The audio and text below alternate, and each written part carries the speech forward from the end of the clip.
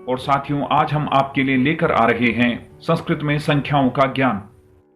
संस्कृत में संख्याओं का प्रयोग किस प्रकार से किया जाता है, कौन से शब्द कौन से लिंग में प्रयोग होते हैं, कौन से वचन में प्रयोग होते हैं, और सरल से सरल माध्यम से संस्कृत में गिनतियां कैसे सीखी जा सकती हैं। तो आप आगे बढ़ने से पहले जो आपकी स्क्रीन पर लाल रंग में सब्सक्राइब लिखा हुआ आ रहा है, आप उसको दबाना ना भूलें, और उसके तुरंत बाद जो आपको बेल का आइकन दिखाई देगा उसको भी दबाना ना भूलें। तो चलते हैं आज की वीडियो संख्या ज्ञानम के साथ। संस्कृत में गिनतियां 1 से 18 तक तीनों लिंगों में चलती हैं, परंतु 1 से 4 तक तीनों लिंगों में रूप अलग अलग होते हैं, और 5 से 18 तक एक जैसे रूप चलते हैं। 1 का रूप हमेशा एक वचन में, 2 का द्विवचन में, और 3 से 18 तक हमेशा बहुवचन में रूप चलते हैं। 19 से और उसके आगे जितनी भी संख्याएं हैं हमेशा एक वचन में इनके रूप चलते हैं, परंतु संख्याएं जब विशेषण की जगह विशेष्य के रूप में प्रयोग होती हैं तो तब उनके प्रयोग द्विवचन और बहुवचन में भी देखे जाते हैं, परंतु सामान्यतः यही नियम है। जैसे 1 से 4 तक सर्वप्रथम पुल्लिंग में जानते हैं एकः, द्वौ, त्रयः, चत्वारः। स्त्रीलिंग में एका, द्वे, तिस्रः, चतस्रः। नपुंसक लिंग में एकम, द्वे, त्रीणि, चत्वारि। 5 से और 18 तक तीनों लिंगों में एक समान गिनतियां चलती है।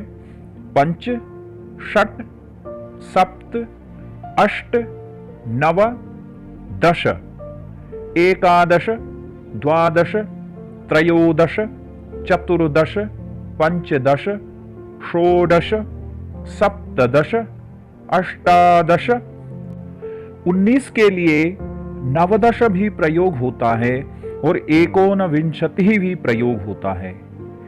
यदि नवदश प्रयोग करेंगे तो वह तीनों लिंगों में माना जाएगा, और यदि हम एकोनविंशति ही प्रयोग करेंगे तब वह रूप स्त्रीलिंग में माना जाएगा। 19 से और 99 तक गिनतियां हमेशा स्त्रीलिंग में चलती हैं और एक वचन में ही इनका प्रयोग होता है। अब आपको याद करने के लिए सबसे बढ़िया तरीका जो है वह है 1 से 9 तक आप गिनतियां याद कर लीजिए। उसके बाद 10, विंशतिः, त्रिंशत्, चत्वारिंशत्, पंचाशत्, षष्टिः, सप्ततिः, अशीतिः, नवतिः और शतम। ये जो संख्याएं हैं इनको याद कर लीजिए, क्योंकि हम इन्हीं संख्याओं से अन्य संख्याएं बनाना भी सीखेंगे। लिखने में जो संख्या बाद में प्रयोग होगी, उच्चारण में संस्कृत में उसे पहले प्रयोग किया जाएगा। जैसे हमने लिखा 11, अब 10 और 1 को मिलकर के 11 बनता है। अब बाद की संख्या है 1, तो हम सबसे पहले लिखेंगे एका, और उसके बाद जो 10 संख्या है उसको लिख देंगे। मिला करके देखेंगे तो संख्या बन जाएगी एकादश।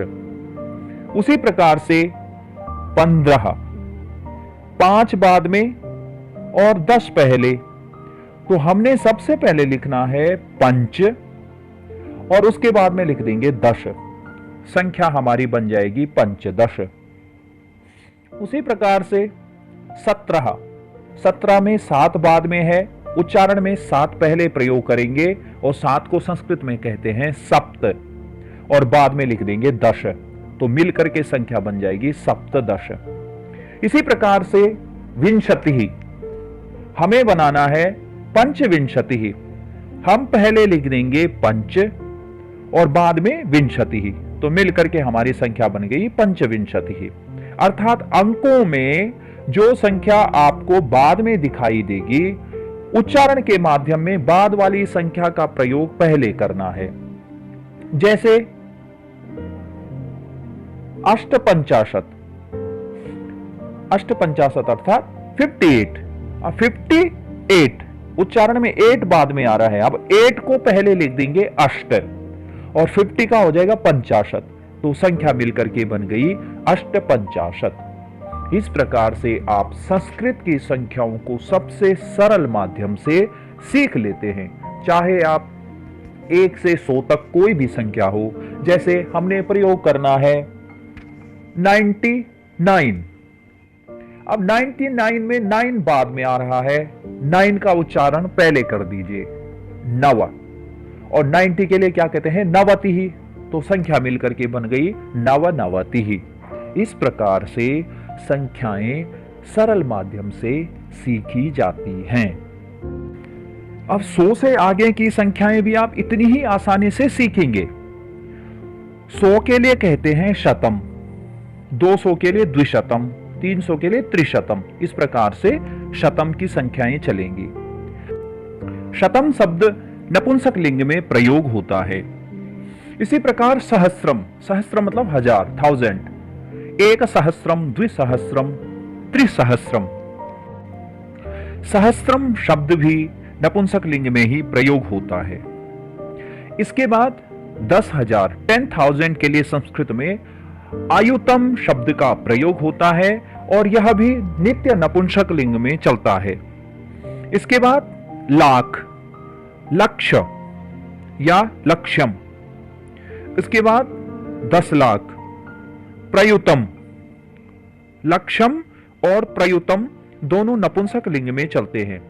उसके बाद करोड़, कोटि, यह स्त्रीलिंग में प्रयोग होता है। इसके बाद 10 करोड़, अर्बुदम। इसके बाद अरब, अब्जम। अर्बुदम और अब्जम, 10 करोड़ और अरब, ये दोनों भी नपुंसक लिंग में प्रयोग होते हैं। 10 अरब, 10 अरब के लिए खरबम शब्द का प्रयोग होता है और यह पुल्लिंग और नपुंसक लिंग दोनों में प्रयोग होता है। खरब, मिखरबम, यह भी पुल्लिंग और नपुंसक लिंग में प्रयोग होता है। 10 खरब, महापद्मम, यह भी नपुंसक लिंग में प्रयोग होता है। नील के लिए शंकुहु, यह नित्य पुल्लिंग में प्रयोग होता है। 10 नील के लिए जलधि, यह भी पुल्लिंग में प्रयोग होता है। पद्म के लिए अंत्यम, यह नपुंसक लिंग में प्रयोग होता है। 10 पद्म के लिए मध्यम, यह भी नपुंसक लिंग में प्रयोग होता है। और शंख के लिए परार्धम, यह भी नपुंसक लिंग में प्रयोग होता है। इस प्रकार से संख्याओं का यह भंडार संस्कृत में अनंत तक है। 100 से आगे की संख्याओं को सीखने के लिए हम अधिकम शब्द का प्रयोग करते हैं। जैसे 101, 100 में 1 अधिक। अब 1 पहले लिखेंगे, 1 अधिकम शतम या 1 शतम, तो पूर्ण संख्या होगी एकाधिकम 1 शतम। जैसे 501, 1 अधिकम पंचशतम। उसी प्रकार 525, पंचविंशति अधिकम पंचशतम। उसी प्रकार से सहस्र मतलब हजार में 1030, त्रिंशत अधिकम 1 सहस्रम। 1 से 4 तक की गिनतियां विशेषण के रूप में तीनों लिंगों के लिए अलग अलग प्रयोग होंगी। जैसे एकः बालकः, एका बालिका, एकम फलम। द्वौ बालकौ, द्वे बालिके, द्वे पत्रे। त्रयः बालकाः, तिस्रः बालिकाः, त्रीणि फलानि। चत्वारः बालकाः, चतस्रः बालिकाः, चत्वारि पत्राणि। और 5 से आगे समान रूप से जैसे पंच बालकाः, पंच बालिकाः, पंच फलानि। इस प्रकार संख्याओं का यह ज्ञान आप सभी के लिए उपयोगी सिद्ध होगा। यदि आपको मेरी यह वीडियो पसंद आ रही है तो संस्कृतम पठ चैनल को जरूर सब्सक्राइब करें एवं बेल आइकन को अवश्य ही प्रेस करें। जल्द ही मिलते हैं आपको मेरी नई वीडियो के साथ। तब तक के लिए धन्यवाद। नमस्कार।